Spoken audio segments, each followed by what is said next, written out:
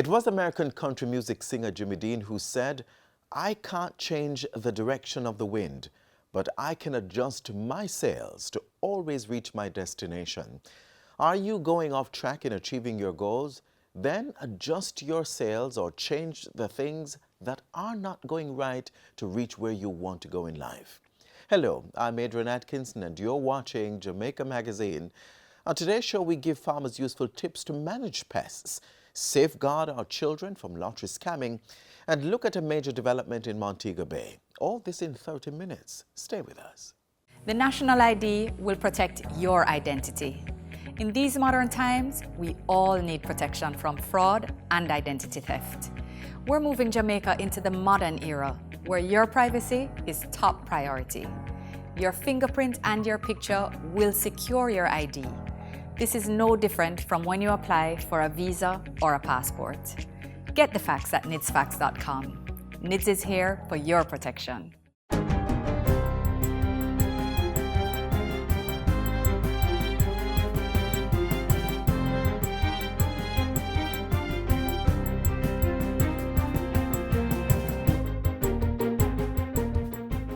Good day, I'm Stephen McHugh, and this is your JIS News for Thursday, April 4.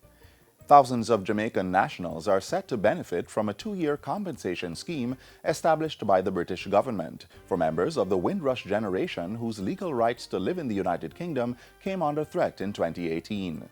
The Windrush Generation refers to immigrants who arrived in the UK between 1948 and 1971 from Jamaica and other Caribbean countries to address labor shortages.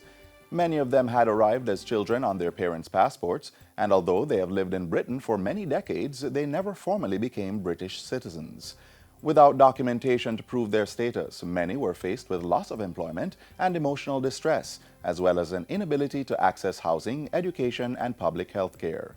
Yesterday, UK Home Secretary Sajid Javid announced in London that those adversely affected by the issue would be given compensatory payments. In Kingston, British High Commissioner to Jamaica Asif Ahmad revealed that the compensations would be accompanied by a personal letter of apology from the UK government. I knew that the day would come when we would announce the compensation, but no amount of money will ever undo the injustice or the pain or the hurt or damage, not to just to individuals, to their families, and the consequences will live with them forever. But this goes some way towards redressing those considerations, but I hope that what will accompany the compensation will also be taken in the intended way. High Commissioner Ahmad says that with the help of the Jamaican government, they have been able to track down thousands of persons, 3,600 of whom have had their British citizenship afforded to them. The Home Office has also set up a website where persons can find out more about the compensation scheme. They can also utilize the free phone line to the UK to get more information. Claims will be accepted via hard copy and email sent to Windrush Compensation Scheme at homeoffice.gov.uk. Government will be spending $1.2 billion to create an iconic public attraction and entertainment zone in the resort city of Montego Bay. Tourism Minister Edmund Bartlett says the design for the entertainment zone is expected before the end of this month. We have completed the work for the preparation to create the design, and I'm waiting on the UDC to deliver that design to me. We have actually paid for the design already, and hopefully I get it before the 10th of April. That would be the design for the government campus, which will host and house the first and most important performing arts center in Montego Bay, St. James. The tourism minister says the art center will be built on the grounds of the National Water Commission. Adjacent to it will be a new artisan village, fisherman village, waterfront, and several entertainment centers. We are now going to create another gastronomic delight right in the city center of Montego Bay to make Montego Bay the most iconic entertainment city in all of the Caribbean. Minister Bartlett was speaking in Montego Bay during the official renaming ceremony of Gloucester Avenue Hip Strip to Jimmy Cliff Boulevard. The international reggae icon was given the honor for helping to bring fame to Jamaica's rich culture and heritage. The event was organized by the Ministries of Culture and Tourism and the St. James Municipal Corporation. 1.5 million tourists are projected to have visited Jamaica in this winter tourist season, which began in December and ends this month. Of that number, stopover is to account for 900,000 tourists, which is to be the highest figure for a single winter season. Tourism Minister Edmund Bartlett says this is expected to account for earnings in excess of $1.6 million. And you're trending to earn $4 billion, which would be well ahead of the projections that we've made. The minister provided the latest figures at Saturday night's Tourism Service Excellence Awards. Half Moon Hotel was double winner. The hotel won the Best Organization category, while its training manager, Conroy Thompson, was named Tourism's Best Employee. 19 finalists vied for top prizes and awards in the competition, which is organized by the Tourism Product Development Company, TPDCO. The Transport Authority has issued a stern warning to unlicensed operators, who they say will be prosecuted if they are found in breach of the law. Under Section 61, Subsection 1 of the Road Traffic Act, operating a public passenger vehicle without a road license is illegal. Among other things, guilty persons may have their vehicles seized for the offense. The Transport Authority has indicated that it will be working with the police in a zero-tolerance crackdown on illegal practices. The authority released a statement on Wednesday urging unlicensed operators to immediately desist and comply with the law. In the meantime, the Transport Authority is urging commuters to use only licensed public passenger vehicles. The statement warns that commuters who use these vehicles face the risk of traveling with operators who have not been registered or trained by the authority, may not have passed criminal background checks, lack the required public passenger vehicles insurance, and who may potentially be dangerous. Licensed public passenger vehicles should have red license plates and bear a blue and white Transport Authority sticker on their windscreen with a 2020 or later expiration date. And finally, Prime Minister Andrew Holness is reiterating his call for motorists to be more vigilant on the nation's roads. Mr. Holness's call follows statistics released by the Road Safety Unit, which reports that there have been more than 100 road fatalities since the start of the year. Up to April 4, 108 persons, including 97 males and 11 females, have lost their lives due to road crashes. Persons in the 20 to 34-year-old age group were most affected. Westmoreland recorded the most deaths, followed by Manchester and Trelawney. And that's it for JIS News Today. I'm Stephen McHugh. Thanks for watching.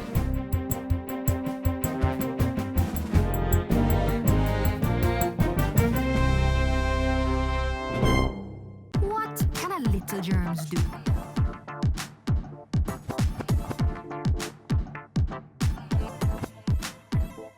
Pink eye running belly, even flu. Germs can make them happen to you.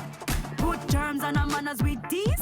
Cover your mouth when you cough and sneeze. Always wash your hand with water and soap. Keep dirty hands from your eyes and your nose and your mouth. You don't want to be sick, take care. Practice every day, no germs on here. A message from the Ministry of Health. They're tiny creatures with deadly bites and a big appetite, devouring acres of farm produce in minutes. To control the outbreak of these parasites, the Agriculture Ministry has been working with various agencies to build the sector's resistance to the beet armyworm. Through training, farmers are now better able to manage their fields. Empowering farmers through training so they can take decisive action and become part of the solution process to issues affecting agriculture. The Ministry of Agriculture has been working towards this objective through strategic partnerships, and the results? Growing success in critical areas, such as the crucial fight against the dreaded beet armyworm.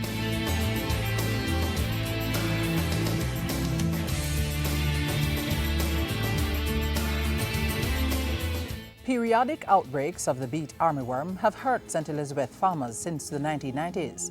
In 2009, a dreadful attack ravaged acres of crops in South St. Elizabeth, and when it was all over in 2011, the livelihood of many farmers had been destroyed. I have to go through the whole field, like how you see this field, go through it and cut off everything, everything, and destroy it. Because if you don't destroy it, what gonna happen is like when you cover the beet armyworm, then they stay under there and then they turn into mud. The mud them come back, fly out, and then they come back and then come reinfest.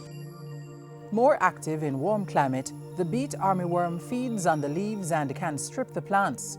They also attack buds and new growth on plants, which prevent flowers from opening, new leaves from sprouting, and vegetables from developing. The most recent outbreak in 2012 resulted in the destruction of some 45 hectares of crops, including scallion, pepper, and onion, valued at approximately $31 million. So the ministry took action in October 2012, launching the Strengthening a National Beet Armyworm Program. With funding from the Food and Agriculture Organization, FAO, to the tune of $213,000, farmers in St. Elizabeth were taught how to better manage the pest. The training was very important because we learned things that we never have any idea what was going on. I think I prepared enough. I have much understanding what to do and what to look for. The training was carried out by the Jamaica Rural Economy and Ecosystems Adapting to Climate Change JAREACH project. It was done under the Farmer Field School with technical assistance from the United States Agency for International Development. In August 2013, 22 farmers and 8 extension officers of the Rural Agricultural Development Authority, RADA, graduated as certified integrated pest management facilitators. They, along with other trained colleagues, will now go on to train over 150 farmers across Jamaica. Their role is to actually go and establish new schools or other schools within the various communities that they are from. You have some farmer who go in this field and then just weed out the bush here. Just weed the bush here and them leave and them gone. Them not really find 2 leaves and pick them and crush them, destroy it. Them leave it. That is not the way, because if you leave them there, they're gonna manifest themselves. This knowledge base is equipping farmers with the skills needed to manage their own field and, in the long run, become experts in the fight against the beet armyworm and other threats.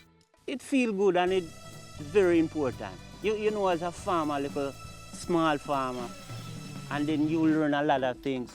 You feel good to know that you learn something so you can teach back somebody what you learned. Trained RADA facilitators will also mentor these farmers and guide them in their new role as local community agents of change. Our mandate of such is to actually monitor and assist these farmers in enabling to deliver the information in a way that it is acceptable and true to the Farmer Field School methodology. The work that you all did and the learning by doing approach, I think, and I have found, is the best way that you can take a methodology that's evolved and designed in a lab or in a classroom, but until it's in the field, as we just heard, until it's actually conveyed to the farmers, it will do no good and it will change no harvest practices. With increased production in agri-parks across the island, finding a present and lasting solution to the beet armyworm is even more important to sustaining growth in the sector. It's a great feeling to be a part of the solution that the ministry has embarked on to actually assist the farmers in controlling or managing the beet armyworm. The Ministry of Agriculture, building resilient farmers to grow the sector with knowledge and skill, sharing information and managing pest invasions, protecting their livelihood and securing the growth of a nation.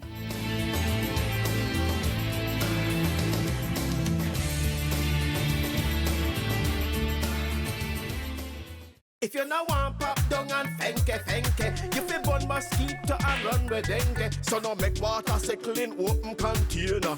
For them we read up under the danger. Usher them out, run them away.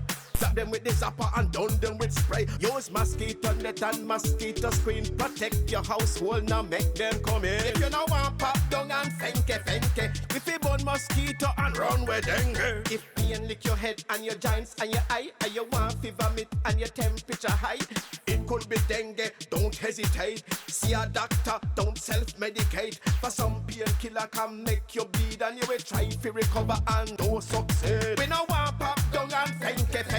We fi burn mosquito and run with dengue. A message from the Ministry of Health. Up next, government's plans to build a state-of-the-art multi-purpose beach park at closed Harbour Beach in Montego Bay. Take a look.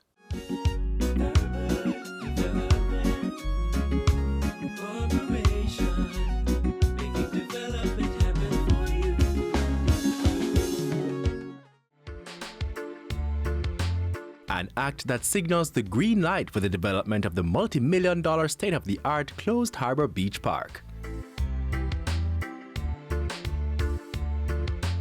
The project will see the conversion of the 16-acre property into a world-class recreational space. The development is being funded by the government of Jamaica and the Tourism Enhancement Fund at a cost of 1.29 billion Jamaican dollars. It's one of those projects that we are proud to invest in because we believe it will be transformational from a tourism standpoint as well as a local standpoint. The development is being managed by the Urban Development Corporation, UDC. The government of Jamaica is promoting beach development and recreational spaces.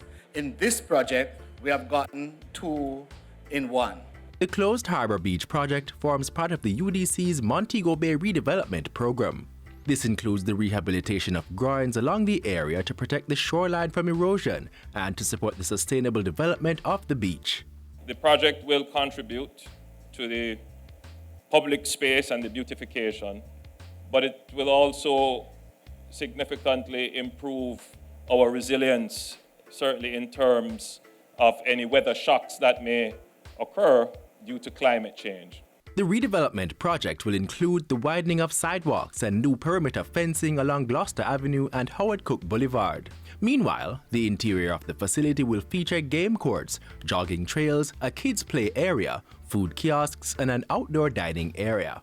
It will include other amenities that will allow it to operate as a free-access licensed public beach. Stakeholders of the second city expressed their support for the development. This is a moment that I was waiting for. It is a moment that the people of Montego Bay and St. James will be very proud of.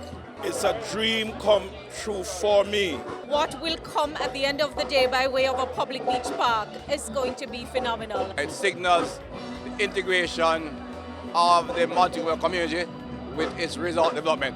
I'm very happy that finally the city has this landmark that will change the whole view of the city. Everyone that passes through will see it and be able to enjoy it. The building out of capacity for domestic tourism is vital to the sustainable development of our industry in Jamaica. The residents are also upbeat about the new look their city will take on.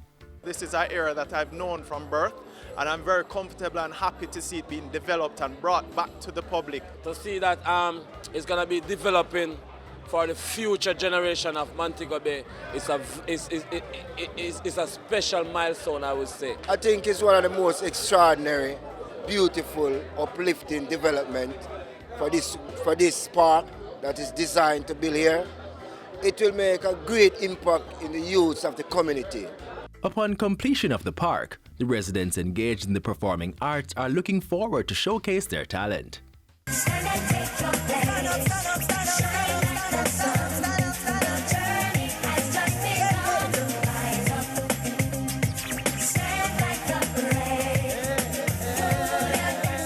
Remember the song used to make you rock away. Those were the days when love used to reign. Construction of the closed Harbour Beach Park is scheduled to start in May by M&M Construction Limited, with completion in 18 months. The diversity of the project is what makes it very unique. So I am definitely looking forward to getting it off the ground. The UDC's involvement in Montego Bay ranged from the establishment of the hip strip to the dualization of Howard Cook Boulevard. It also includes the construction of the Montego Bay Convention Center, the Montego Bay Sports Complex, and the Catherine Hall Entertainment Complex. So, the closed Harbour Beach Park is a continuation of further development by the corporation.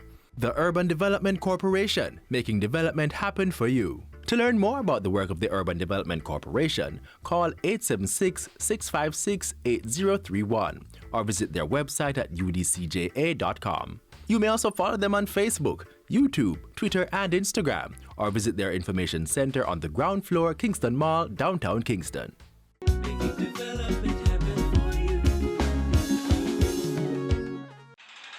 The following is brought to you by MOCA, the major organized crime and anti-corruption agency with kind support of NIA and USAID. Criminal minds think they are cunning. The major organized crime and anti-corruption agency have them running. Your friend a show come scam. Take time running. Because we ready for the ops. Drive up on your block. Step out now me block. Cyber take a boy your laptop. Pull up every lock. No evidence to drop. We put it in a cuffs and now we have the underground. Sin you say scam, you better look out for. When you move corrupt, better look out for. Please say you get wet, look out for. Look out for. Look out for. From you say scam, you better look out for. When you move corrupt, better look out for. Please say you get wet, look out for. Look out for. Look out for. The proceeding was brought to you by MOCA, the major organized crime and anti-corruption agency with the kind support of NIA and USAID. On that note, we share with you the Ministry of National Security's anti-lottery scamming campaign in schools. We know why, no let us scam in ya. We know why, no let us scam in ya. Wise up, you, myself, wise up, you. A scammer, you want me to turn? Me not take that to the world. Me not go use no digi, nor no line to commit no fraudulent crime. Wise up, you, myself, wise up, you. It's better to learn the maths so you can get a good grade on your GSAT. It's better to learn the communication tasks so it won't cause an alarm when someone you have to ask to fill out a simple form. So guess what? Everybody read this to me now. Lottery scamming. Stop it before it stops you. Don't start. This is really an intervention or an approach, a proactive approach that we are using to curb lottery scamming through social development. Because if we can get children to understand that lottery scamming is wrong and that it is a crime, right, then we will be starting a change. Wise up, you, Mr. Wise up, you.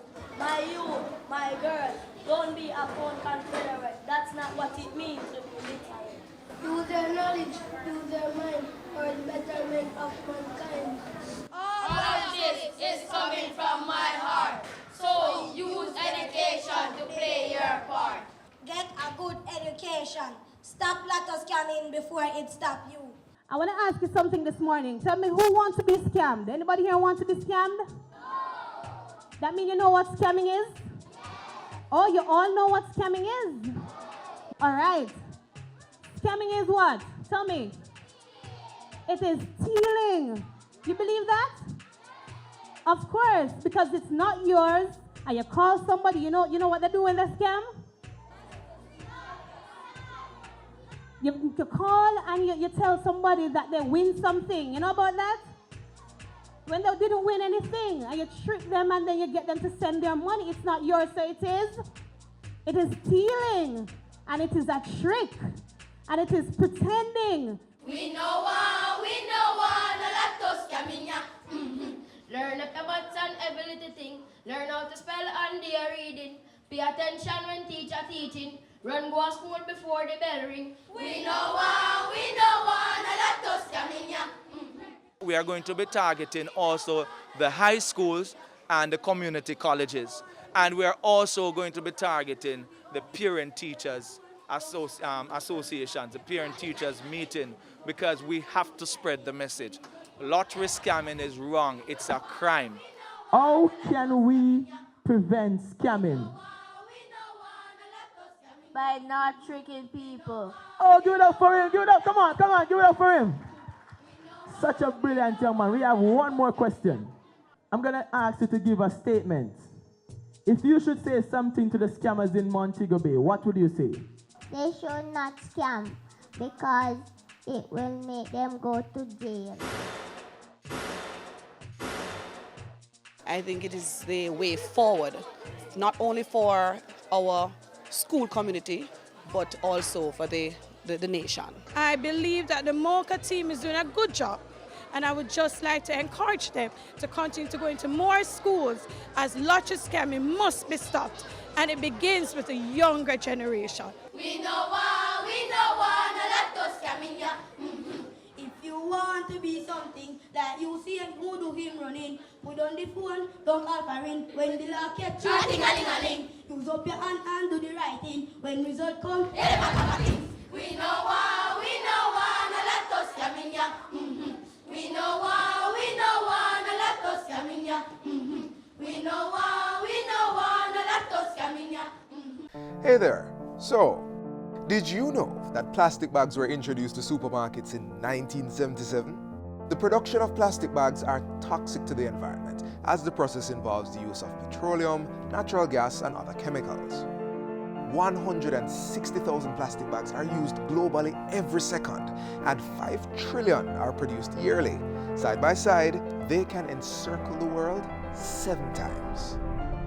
Plastic degrades after 700 years and will only fully degrade in 1,000. This means that all the plastic that has ever been produced has not degraded. It remains toxic even after it breaks down. 13 million metric tons of plastic end up in the ocean every year, and at least 800 species worldwide are affected by marine debris, of which 80% is plastic and is mistaken for food by turtles, fish, and other marine life. Research has shown that fish caught for human consumption contain plastic nanoparticles. An average family will use 60 plastic bags on 4 visits to the supermarket, and only 1 to 3% are recycled worldwide. Play your part in advancing your welfare and that of the earth. Support the ban on plastic. Reduce, reuse, recycle, and get eco-friendly bags for you and your 1877.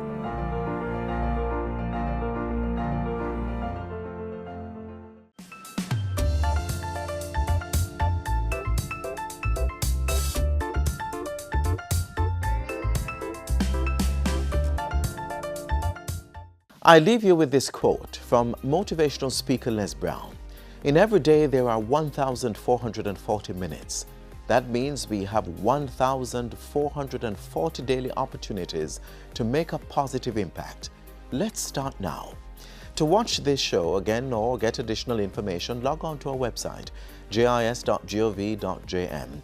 And while you're online, send your feedback to Jamaica Magazine at gis.gov.jm or via tweet at JRS News. On behalf of the entire production crew, I'm Adrian Atkinson. Do take care.